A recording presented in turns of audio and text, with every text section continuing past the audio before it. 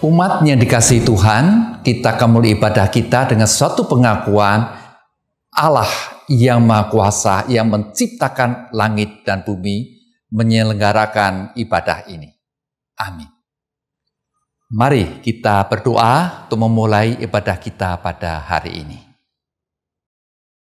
Tuhan Bapa kami yang di surga, kami bersyukur Tuhan memberi kami kesempatan untuk beribadah kepada Tuhan pada hari ini. Kami mohon Tuhan pimpin ibadah ini dari awal hingga akhirnya, sehingga semua boleh berlangsung dengan baik atas nama Bapa, Putra, dan Roh Kudus. Amin.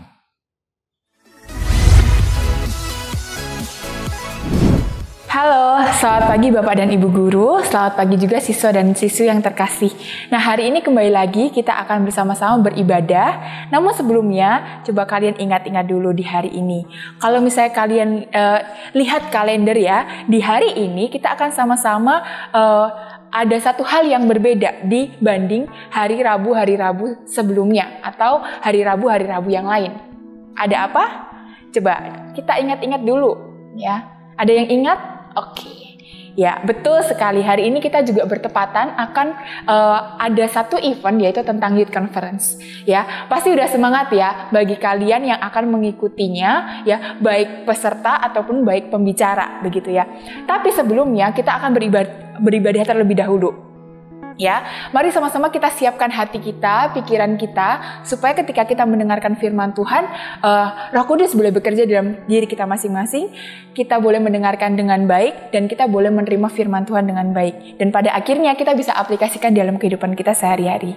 Oke, mari saya kasih kalian waktu sekitar kurang lebih 1-2 menit untuk meneduhkan hati, meneduhkan pikiran, kita ambil waktu untuk saat teduh bersama-sama.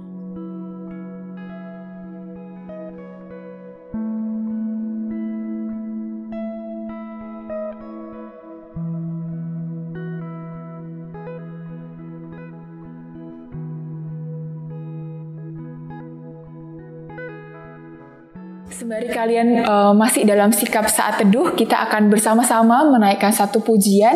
Ya, pada hari ini kita mau bersukacita, kita mau semangat, kita mau naikkan satu pujian, ku naikkan syukurku.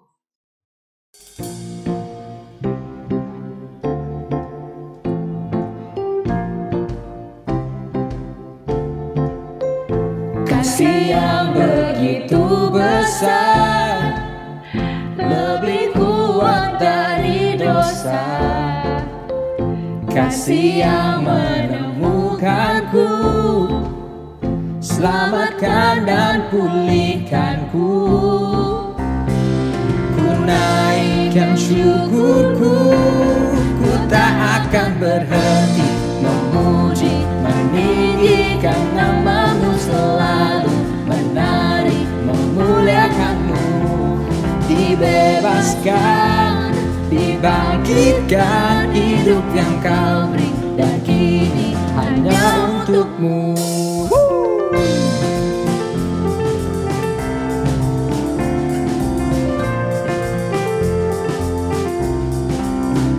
Kasih yang begitu besar, lebih kuat dari dosa.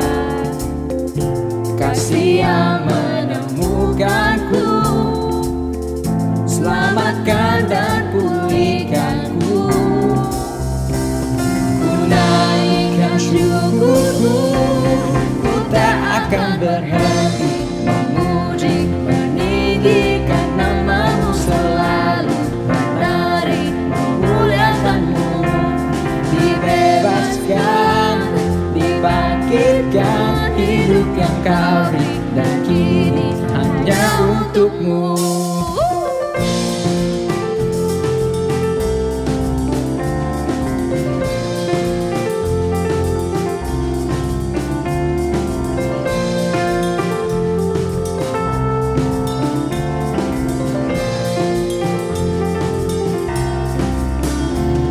Ku naikkan syukurku,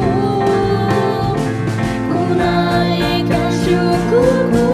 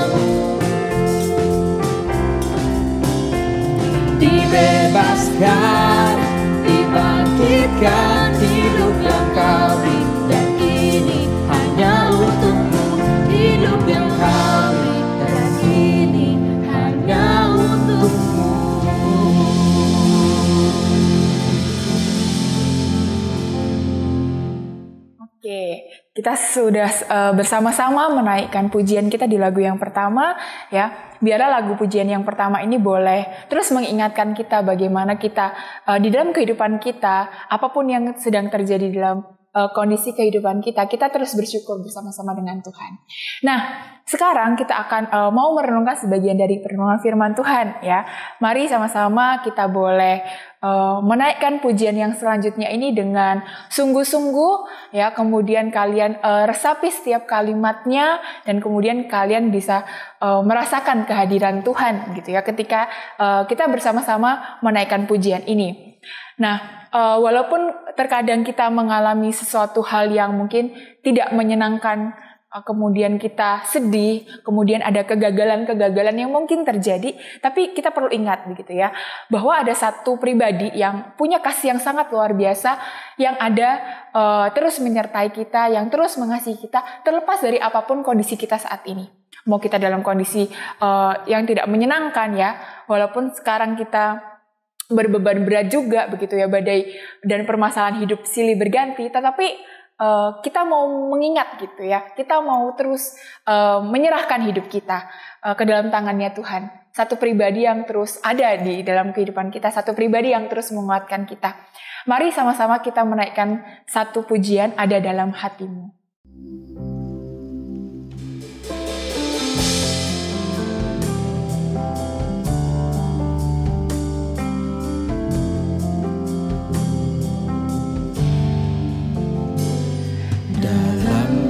Kasih sayangmu Kau tuliskan dalam hatiku, suka dan duka yang ku lewati, indah bersamamu Tuhan. Kasih-Mu selalu penuhi kehidupanku. Engkau setia menguatkanku. Ku bersyukur ku ada dalam kasih-Mu selalu mengalir. Penuhi kehidupanku. Engkau setia menguatkanku, ku bersyukur ku ada dalam hati-Mu.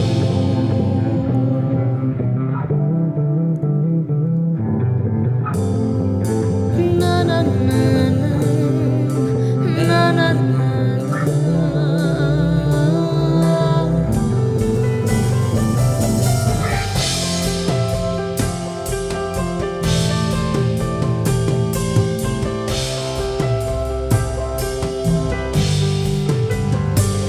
Kasih-Mu selalu mengalir, penuhi kehidupanku.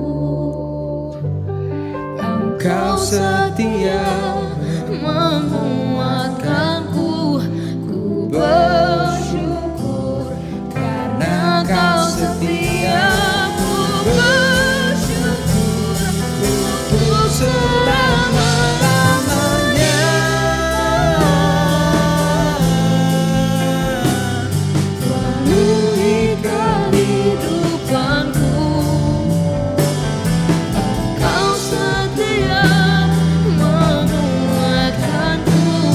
Ku bersyukur ku ada dalam hati-Mu.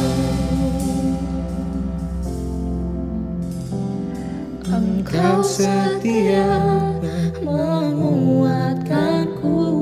Ku bersyukur ku ada dalam hati-Mu.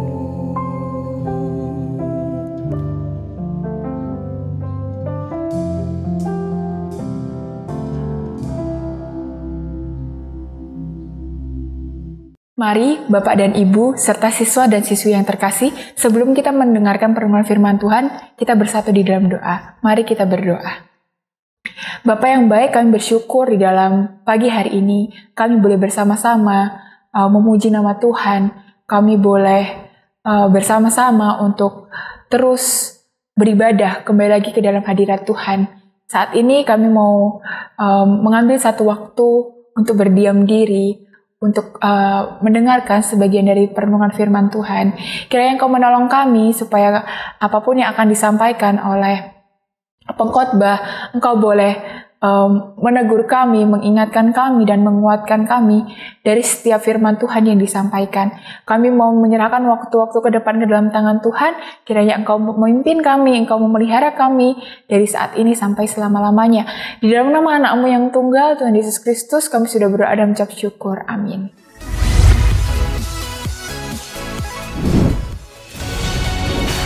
Oke, jumpa lagi bersama saya Valentina Jum. Bersama saya di final Piala Ciki yang ada saat ini finalis yaitu Kelsey FC bersama Liverpool FC. Dan saat ini kedudukan imbang 1-1 dan dilanjutkan dengan penalti. Dan pemirsa, sampai dengan saat ini skor penalti sama dengan 4-4 sama kuat. Dan sekarang tibalah penendang terakhir dari Kelsey FC. Romelu Lukaku, kamu sudah turun. Turun dari mana? Dari kepala sampai ke hati kan? Nah, Lukaku bersiap-siap.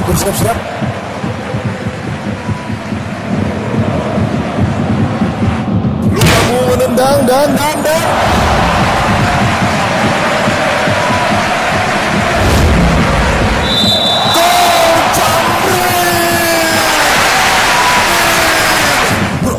bro, itu lihat lu kamu lagi ambil oleh jambret.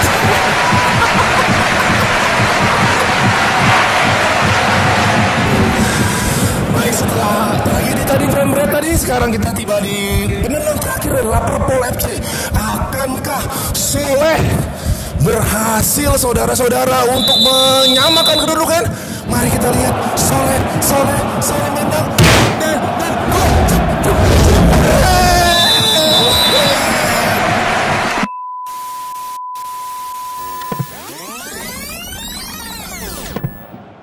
Ayo, siapa di antara kalian yang mikir hasilnya bakal seperti tadi?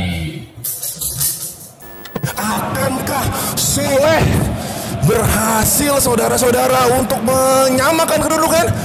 Dan Soleh menendang dan Soleh dan Soleh terjatuh saudara-saudara.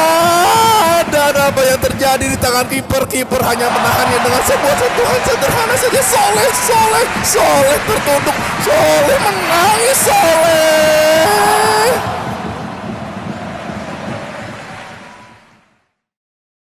Hai sobat muda, kenalkan nama saya F bintang E ya, harus dihitung kalau nggak salah.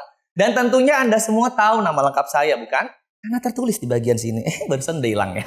Nah, tepat sekali, nama saya adalah bukan Frankie sobat muda ya. Karena saat ini saya bukan sedang promosiin nama saya buat kalian sampai jadi judul khotbah. Bukan, tapi saya ingin mengenalkan kepada sobat muda semua seorang kembaran saya. Kembaran saya ini punya namanya mirip banget sama saya. Huruf depannya sama, F, huruf belakangnya E, sama-sama 7 huruf, di tengahnya ada 5. Ayo kita main hangman dulu. Ayo siapa? Ayo tebak. Pintar. Di sini ya. Oke. Siapa? I di sini. U nggak ada. U ada O di sini. Udah tebak siapa namanya? Nah, tepat sekali. Namanya Failure alias failure. Panggilannya Fail. Ya, kita kenalan dulu dengan si Fail lebih jauh lagi dalam khotbah hari ini. Nah, sobat muda, sadarkah kita bahwa generasi kita termasuk saya ya, saya dan Anda ya, generasi kita adalah generasi yang asing dengan si Fail ini. Mengapa demikian? Coba ya kalian ingat-ingat ya, dari pas kecil dulu ya, ada nggak sih di antara kalian orang tuanya ngajarin gini ke kalian? Udah nak, kalau kamu dapat nilai F, nggak apa-apa, bagus loh, bervariasi ya, apalagi nanti nilai kamu ada F, ada nilai yang D-, ada yang G-, ada yang C. Nah, bagus tuh, bisa dinyanyiin nih kayak gini. F D minus, G minus ke C, ke F lagi, D minus, G minus ke C, ke F lagi, D minus, G minus ke C, ke F lagi. Ya, cukup ya. Kalau saya lanjutnya saya dimarahin sama orang musik, itu minor bukan minus ya. Nah, tapi sebaliknya, coba bayangkan kalau nilainya misalnya A semua ya, kita diminta A semua, A semua. Ya, misalnya pas lagi bagi rapot nih, lagi mau mid semester, orang tua kalian dipanggil, aduh Mama Doni, iya. Ibu Bapak mau laporkan ini nilainya Doni untuk semester ini. Bagus sekali ya. Nilainya kayak begini Bapak Ibu.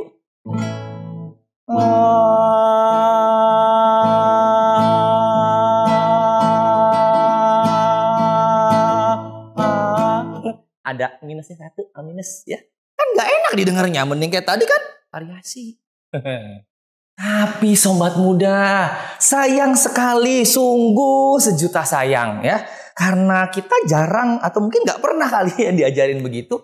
Ini membuat kita akhirnya sebagian besar dari kita makan mungkin tuh alergi terhadap si fa'il ini.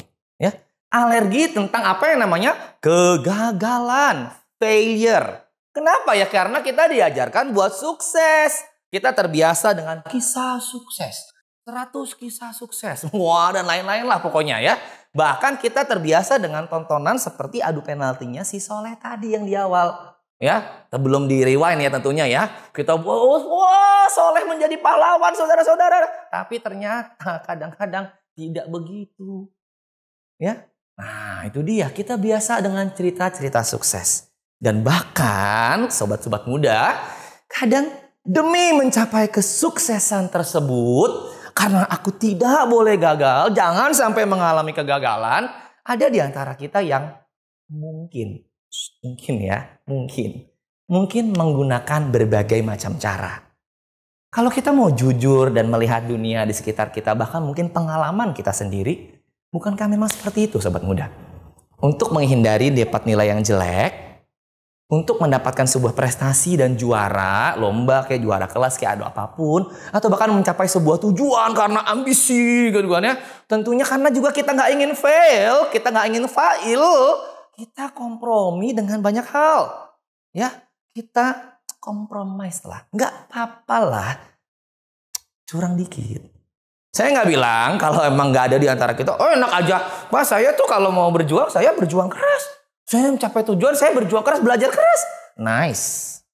Tapi kalau mau jujur, dengan jujur dan agak sedikit buang kenaifan kita, kita lihat sekitar kita. Berapa banyak dari kita yang benar-benar berjuang untuk menghindari apa yang namanya kegagalan. Atau jangan-jangan ya kenyataannya mungkin kita mencontek. Besok deadline, aduh aku tidak mau gagal di pelajaran ini. Sebab kalau aku tidak dapat nilai ini, aku akan gagal. Akhirnya, kopas tugas teman. Begitu ditanya, kamu nilainya? Aduh, saya tidak tahu, saya lupa. Ya penuh dengan drama saudara-saudara dan berbagai macam atraksi lainnya. Nah masalahnya sobat muda, semakin kita menghindari si fa'il ini, semakin kita menghindari untuk gagal, akhirnya kita semakin tidak bisa kenal si fa'il. Boro-boro mau sayang sama si fa'il. Apalagi hidup dengan damai dengan si fa'il. Orang kenal aja, ketemu aja kagak mau. Si fa'il lagi ngetok di depan pintu, udah kasih warning. Bentar lagi aku datang ya, gagal loh. Kamu ghostingin, bodoh amat kan gitu. Nah oleh karena itu sobat muda, kita menjadi generasi yang tidak siap menerima kegagalan. So, pertanyaannya sederhana. Benarkah kita adalah generasi yang gak siap menerima kegagalan? Coba renungkan, coba pikirkan, benar nggak ya? Aku siap nggak ya menerima kegagalan? Aku ada nggak sih kamus kata gagal di kamus saya kan gitu kan? Atau jangan-jangan nggak ada? Ya, dan andaikan memang kita perlu menghadapi kegagalan, bagaimana sih sikap kita seharusnya? Sebagai anak-anak Allah, sebagai anak-anak Tuhan, sebagai orang percaya, bagaimana sikap kita menghadapi si fa'il ini, kegagalan? Sobat muda, 3 poin yang hendak saya sampaikan tentang bagaimana kita menanggapi si fa'il ini, kegagalan ini. Ya, yang pertama adalah kincana. Ya, aduh, yang nggak tahu orang Koreanya apaan sih ngomong kincana enggak, itu artinya gampangnya it's okay. It's okay to fail. Maksudnya gimana? Ya, sobat muda, Alkitab. Alkitab ini adalah sebuah buku yang menurut saya jujur. Sebuah buku yang memuat kisah-kisah keberhasilan, tapi juga memuat kisah-kisah kegagalan. Dan berapa kisah gagalnya? 1, 2, oh tidak, banyak, lebih. Tokoh-tokoh di Alkitab banyak yang mengalami kegagalan-kegagalan. Sederhananya, Alkitab kita mengajarkan kepada kita agar kita tidak alergi, tanda kutip ya, terhadap kegagalan. Tuhan pun tidak alergi terhadap kegagalan. Tuhan tidak bilang manusia pasti tidak pernah gagal. No. Ya, He know when He deals with human, with all the sins and our sinful nature, He expects, tanda kutip ya, dia nggak kaget dengan kegagalan-kegagalan.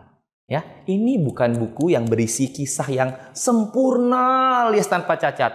Tapi justru di dalamnya kita bisa dengan jujur melihat dan menemukan kisah-kisah yang penuh dengan kecacatan, penuh dengan kegagalan. Salah satu cerita atau kisah dalam Alkitab ini yang akan kita bahas tentang kegagalan adalah tentang Rasul Petrus.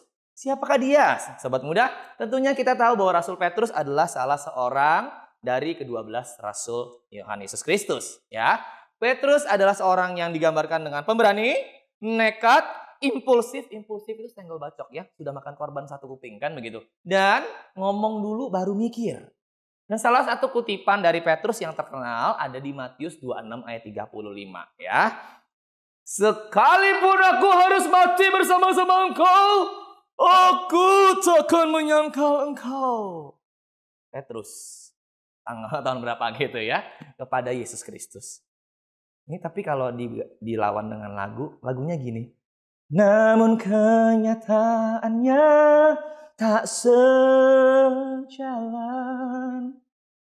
Kenyataannya tidak sejalan, sobat muda. Matius 26 ayat 69 sampai 75 menceritakan sebaliknya. Judulnya saja, judul perikop itu adalah Petrus menyangkal Yesus. Nggak sejalan kan? Ya. Ayat 70 menuliskan di sini kesangkalan pertama Petrus. Aku nggak tahu apa sih yang kamu maksud. Ya, begitu ditanya sama seorang cewek. Kamu orangnya temannya dia kan? Orangnya kenal sama dia kan? Nggak tahu. Ayat 71. Ayat 72 naik level. Dikutip ya. Dengan bersumpah. Waduh, pakai sumpah. Can you imagine? Pakai sumpah. Sumpah gue gak kenal tuh orang. Ya, akhirnya ketiga naik level lagi. Ayat 74. Bukan biasa aja, udah mengutuk tambah, bersumpah tambah mengutuk. Ya, you bayangkan pakai mengutuk dan bersumpah. Ngomongnya, aku gak kenal orang itu. Sobat muda, can you imagine that? Seorang rasul, seorang yang kuat, seorang yang pemberani, seorang yang pemimpin para rasul, bahkan murid Tuhan Yesus yang udah bareng-bareng sama dia 3,5 tahunan. Dan dalam sekejap mata. Ini bukan sekejap mata ya, ini jentikan jari ya. Gagal untuk membela gurunya.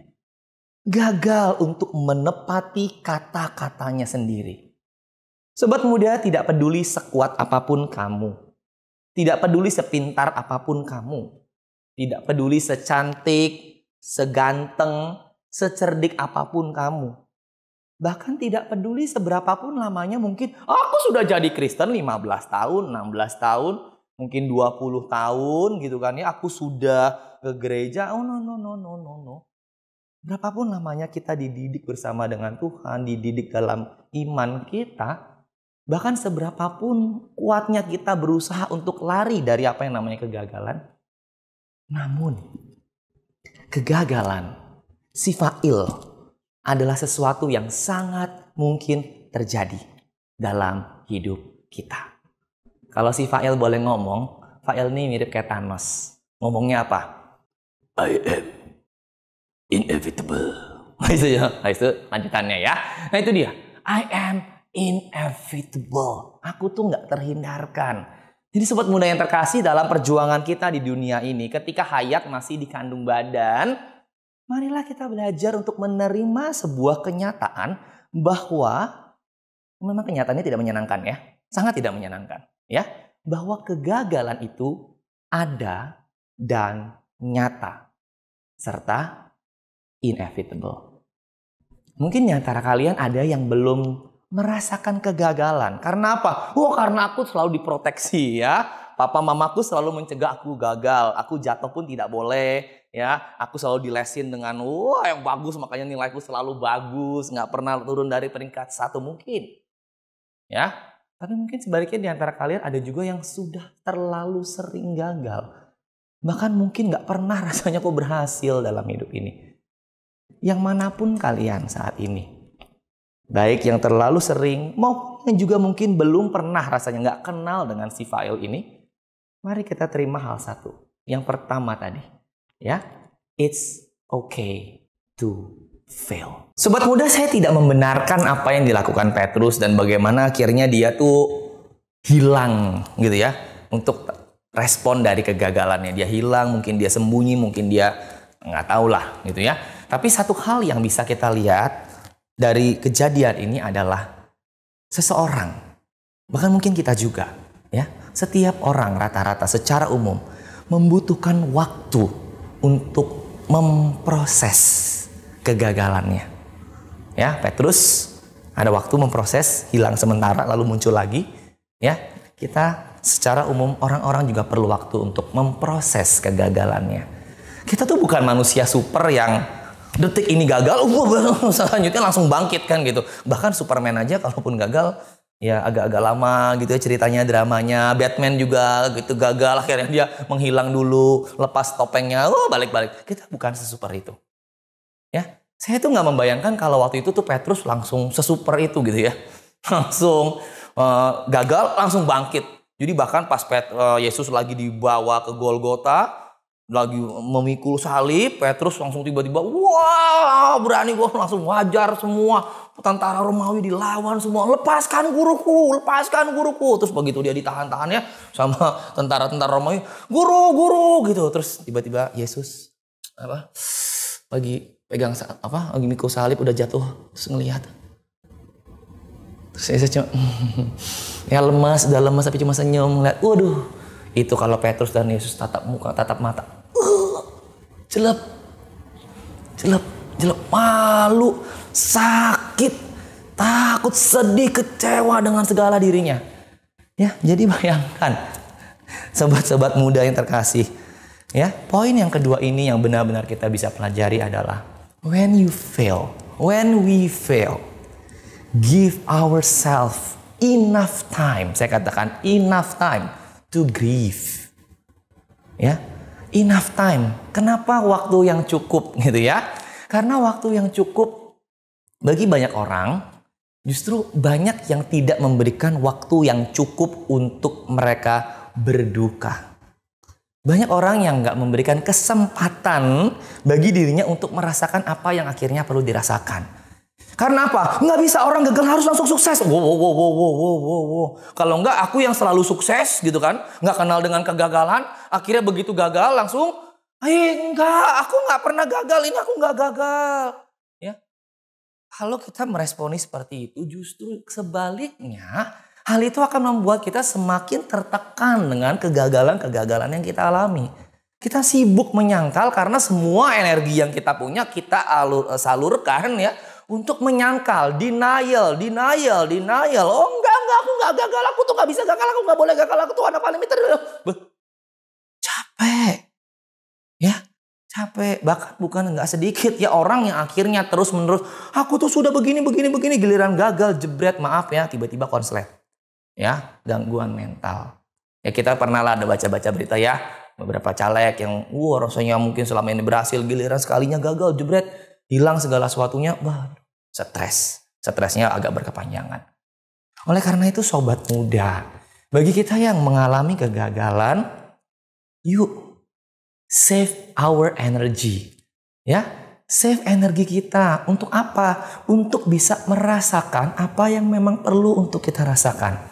Dan secara umum yang kita rasakan adalah sedih dan kecewa.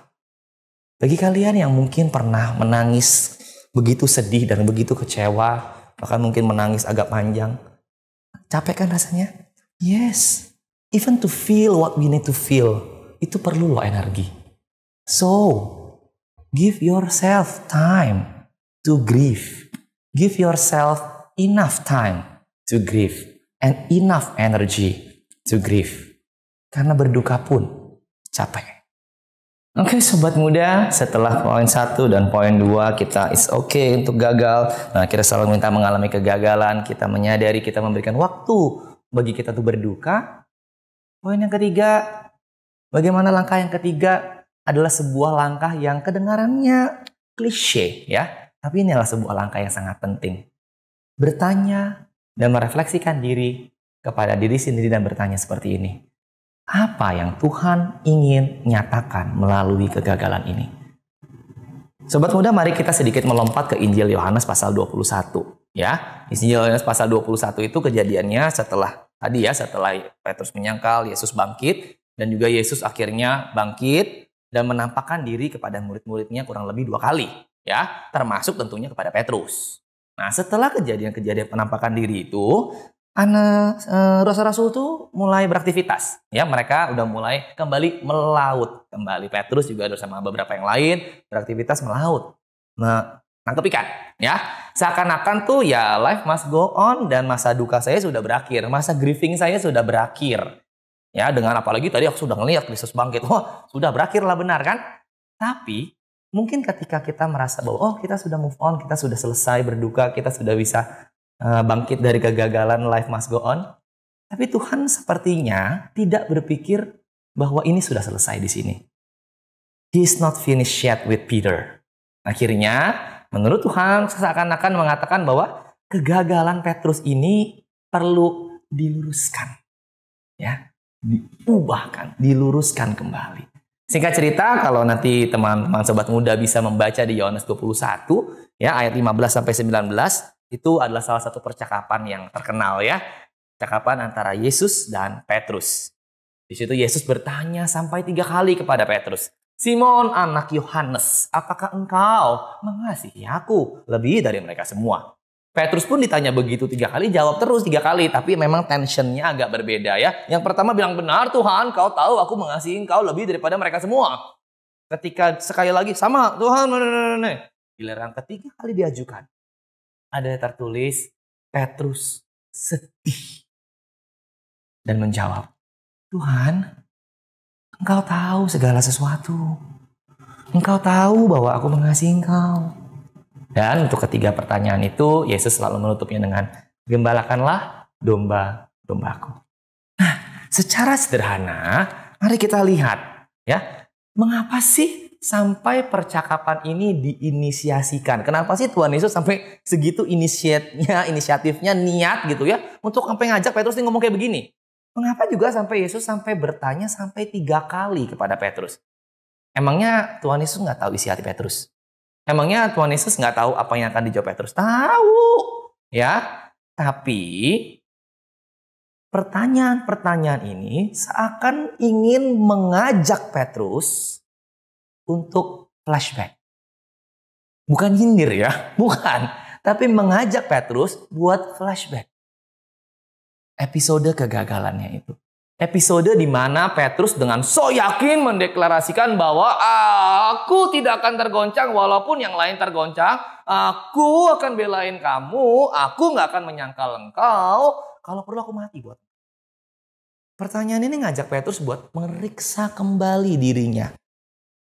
Saat itu, benar nggak ya? Aku udah benar-benar yakin. Benar nggak ya? Aku benar-benar mengasihi Tuhan. Benar nggak ya? Aku nggak bakal menyangkal lagi. Kasarnya kan gitu. Dan bagaimana ketiga kali itu diajukan, sampai 3 kali itu maksudnya, untuk menjadi sebuah peringatan bahwa ya kamu sudah menyangkal 3 kali. Ingat gak dulu kamu nyangkal aku 3 kali. Ya, nah percakapan ini sobat muda adalah sebuah cara untuk mengingatkan kembali. Mengingatkan Petrus kembali akan 1, siapa dia, 2, kegagalannya, 3, komitmen dan janji-janjinya, dan akhirnya bagaimana Petrus bangkit dari kegagalan tersebut. Dan Tuhan Yesus memberikan sebuah arah. Gembalakanlah domba-dombaku. Ya, kita nggak bahas lebih detail di sini, ya, karena itu bisa satu bagian lagi. Nah, sobat muda, bagaimana dengan kita? Ketika kita mengalami kegagalan, setelah mungkin kita mengalami kegagalan dan memberikan waktu buat diri kita untuk berduka atas kegagalan tersebut, pertanyaan yang tadi, klise, tapi penting yang bisa kita tanyakan kepada diri kita adalah seperti ini. Apa sih yang Tuhan ingin ajarkan kepada saya melalui semua ini?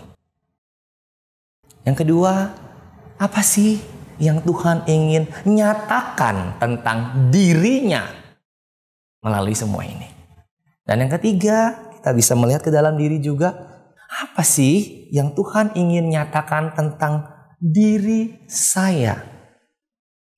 Tapi mungkin kita berkata, aduh, pertanyaan kayak gini gak seru. Pertanyaan yang lebih seru itu adalah, Tuhan, kenapa ini terjadi? Kenapa aku mesti gagal? Ya, saya bukannya nggak mau ngasih jawaban atas pertanyaan-pertanyaan itu, yang sebenarnya saya juga nggak tahu.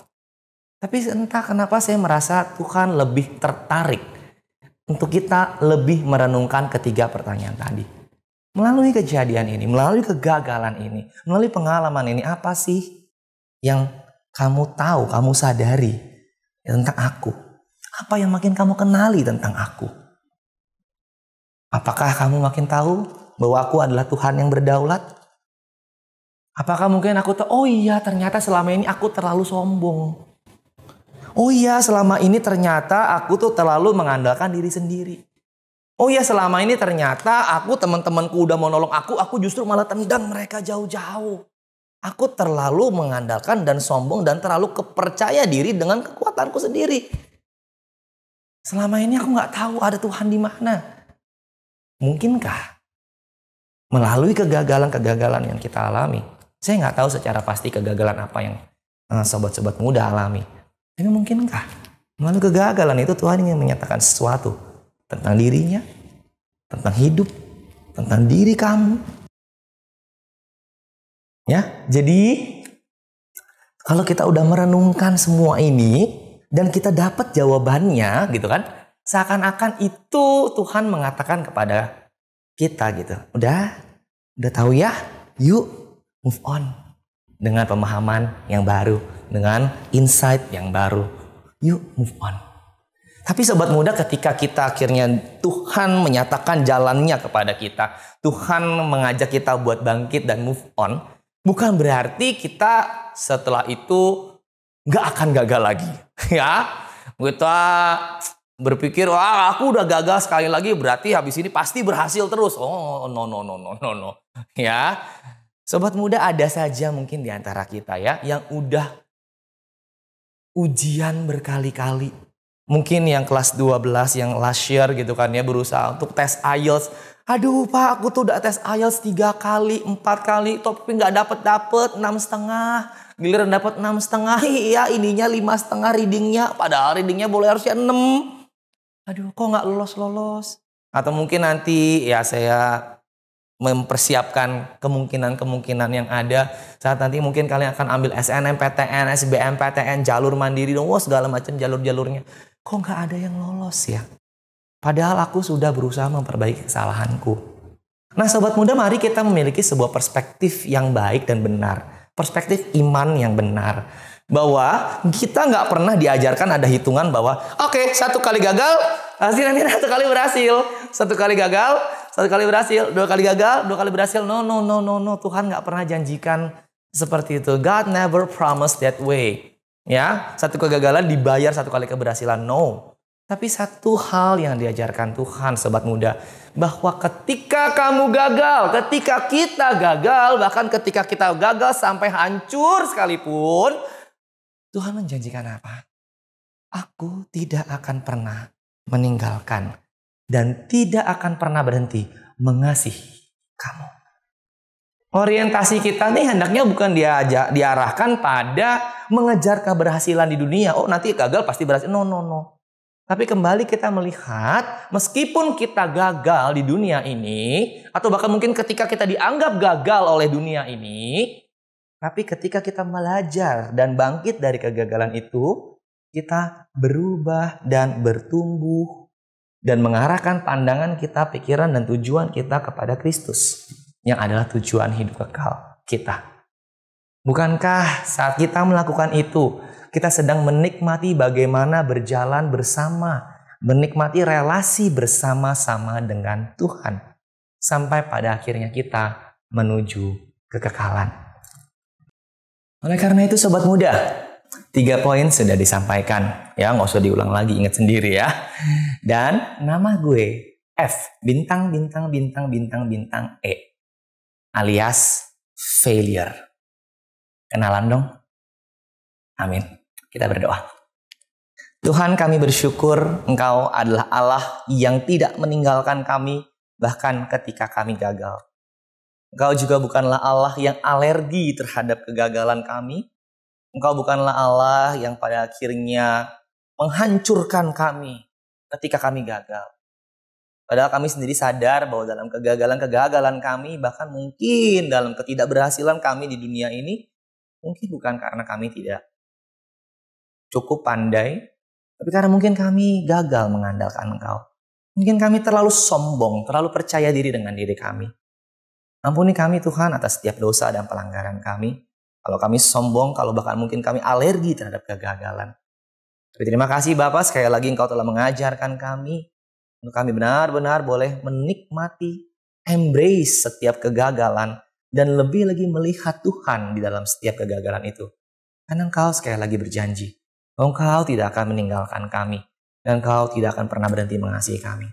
Terima kasih Tuhan untuk kasih-Mu. Biar dalam setiap langkah-langkah perjuangan kami selanjutnya, dalam setiap kegagalan-kegagalan apapun yang mungkin akan kami temui selanjutnya di masa yang akan datang, kami benar-benar boleh menikmati Allah.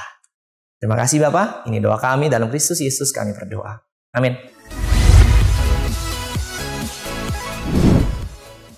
Umat yang dikasihi Tuhan, siapkanlah hatimu untuk menerima berkat Tuhan.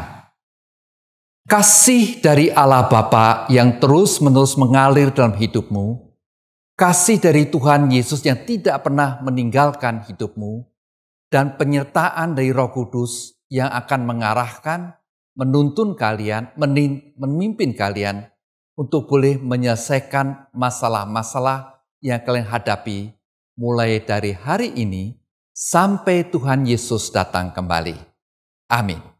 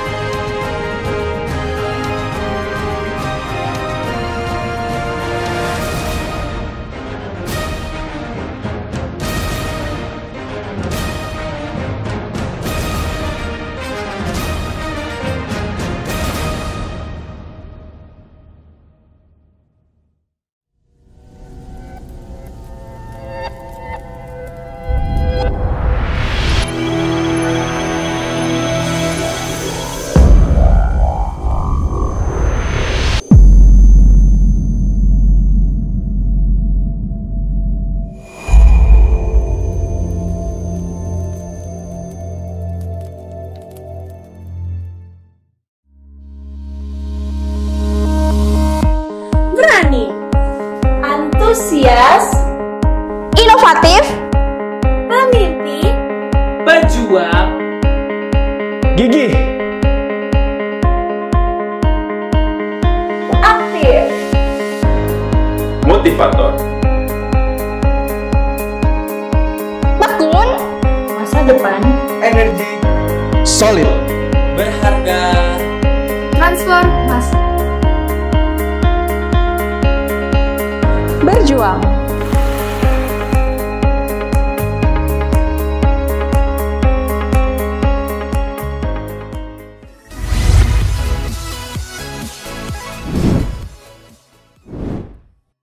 Halo semuanya, salam sejahtera dan selamat datang di UPH College. Saya senang sekali pada hari ini saya bisa menyambut siswa-siswi UPH College dan juga mungkin ada orang tua dan mungkin siapa yang hadir secara virtual. Kami sangat bersyukur sekali pada hari ini kita bisa mengadakan acara Youth Conference UPH College yang kedua. Izinkan saya untuk membagikan sedikit ya, apa yang menjadi dasar pemikiran dan alasan kenapa Youth Conference ini menjadi penting. Bapak, Ibu, dan juga siswa-siswi, ketika kita mendengarkan kata pemuda, apa asumsi yang seringkali muncul? Apakah pemuda itu pemalas? Pemuda itu perlu didikan? Ya kan? Pemuda itu tidak bisa diandalkan? Pemuda itu adalah sumber dari berbagai permasalahan? Mungkin kerap kali narasi-narasi itu muncul di dalam telinga kita. Acara ini kita ingin membuktikan bahwa ada pemuda-pemuda yang mampu berkontribusi, yang mampu memberikan dampak, dan mampu memberikan sesuatu bagi komunitasnya mereka. Jadi acara ini adalah counter naratif daripada narasi-narasi yang mungkin secara umum kita mendengarkan tentang siapa pemuda itu. Ini alasan yang pertama. Alasan yang kedua itu adalah tidak ada bangsa yang besar jikalau kita tidak ada pemuda-pemuda yang luar biasa. Nah, ini menjadi dasar yang sangat penting sekali. Ketika kita memplanning, merencanakan daripada suatu bangsa untuk 5 tahun ke depan, untuk 10 tahun ke depan, maka kejayaan daripada suatu bangsa sangat bergantung kepada pemuda-pemuda yang mereka miliki. Kami melihat, UPH College melihat, bahwa adalah penting untuk kita mulai memiliki wadah, kesempatan bagi siswa-siswi, ketika mereka mulai melihat ke masa depan, ada pemuda-pemuda yang mendapatkan wadah ini dan bisa mulai berkontribusi. Dan tentu alasan yang ketiga adalah alasan yang paling penting.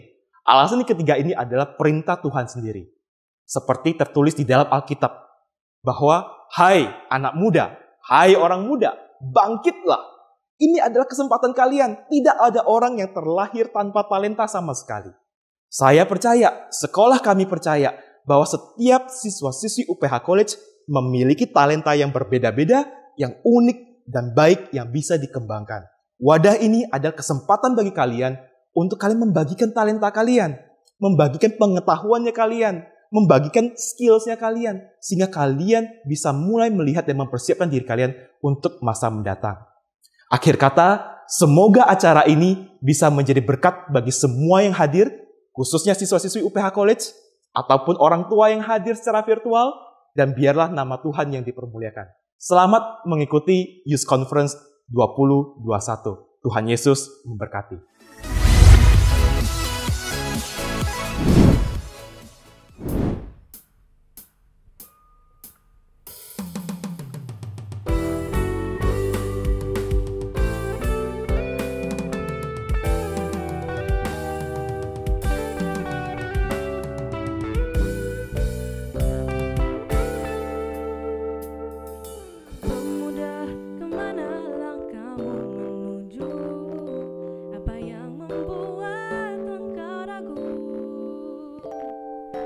Tujuan sejati